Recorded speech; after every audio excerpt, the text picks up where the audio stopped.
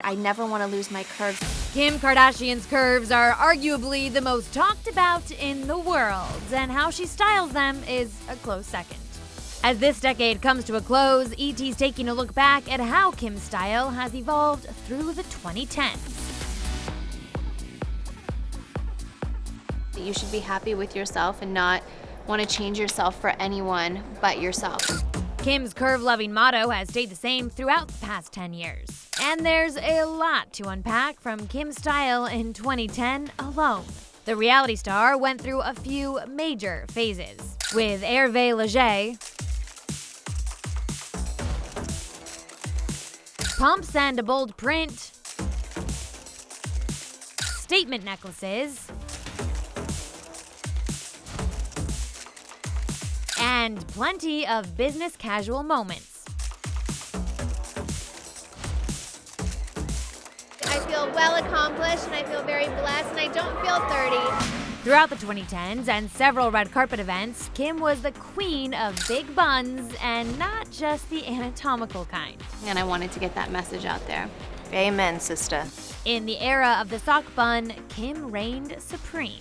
And when the reality star graced Glamour magazine's February 2011 issue in a silk PJ set and push-up bra, she was well on her way to becoming the sex symbol and trendsetter of the 2010s. You definitely see a lot of that, which is just different for my personality. As her fame grew, the mogul in the making leaned into her sexuality when it came to fashion. When I have full hair and makeup, I feel the sexiest. We saw her leave behind the business casual attire in 2012 and evolve into the style icon we know and love today. But let's not forget why the Kimvolution started. Yeah, you gotta like ready to clean out everything. When Kanye raided Kim's closet. Shouldn't I just keep this for like my daughter one day? It's unclear whether Kim actually held on to that fluffy Louis Vuitton for their first daughter, Northwest. We're already fighting over bags. But Kanye's fashion-forward influence definitely came with a style upgrade. Literal tears were like falling down my face. From New York to Paris, Kim became a front-row staple during all fashion weeks. There's no way that Kim Kardashian shouldn't be on the cover of Vogue. In due time, but let's not get ahead of ourselves here. Honey. 2013 was the year of maternity wear for Kim, as she and Kanye were expecting. But Kim didn't stick to pregnancy-style norms. I love to experiment with clothes all the time, so I haven't really let this stop. I mean, it's definitely a different way of dressing because, the sizes are different. It was also the year she made possibly the biggest fashion faux pas of her career, during her first Met Gala when she showed up in this. Her custom Givenchy maternity gown was designed by friend Riccardo Tisci, and fans and haters alike ripped it apart. Some compared the look to a grandmother's couch.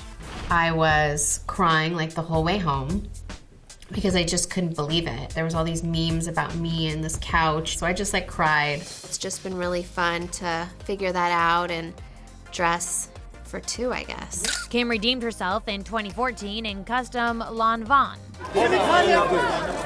She stepped back into the Givenchy for her May 2014 wedding to Kanye, bearing no cleavage in the full-lace long-sleeve gown and gorgeous veil. The look was a complete 180 to her cleavage-bearing princess gown from her previous wedding to Kris Humphries in 2011. This is what Kris does for her. Oh my God, I'm all for it. Yeah, that also happened this past decade. I love that. Kim's flashy style changed completely in 2016, partly due to the Paris robbery that left Kim forever changed in October of that year, in which her $4 million engagement ring Kanye proposed to her with was stolen. She's since rocked the thinnest diamond band. But I'm so happy that my kids get this me and that this is who I'm raising my kids, because I just don't care about that stuff anymore. Really? I really don't.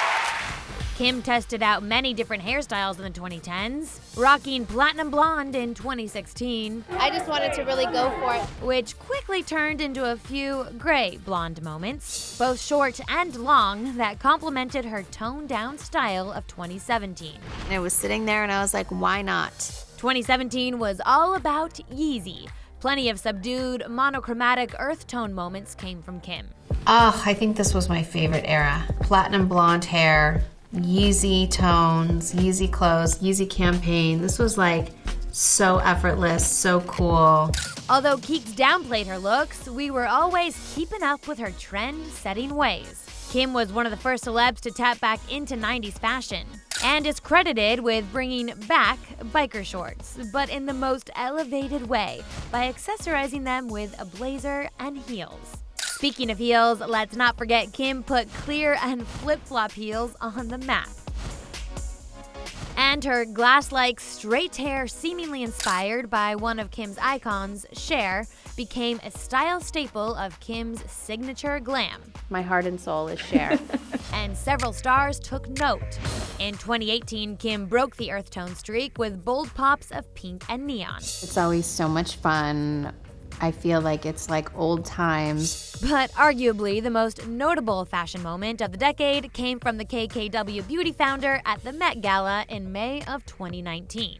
In this dripping ensemble, her cinched waist on full display.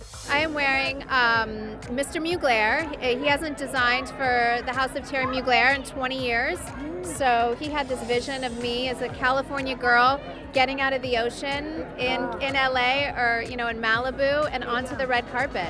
Kim Kardashian's influence is undeniable, and we can't wait to see what her fourth decade in fashion brings from the brunette beauty, who turns 40 in 2020. I still find our journey really exciting and fascinating at the same time, knowing that you don't always have to be at the place where you know exactly what you want to do and what you want to be, and it's okay to figure it out as you go.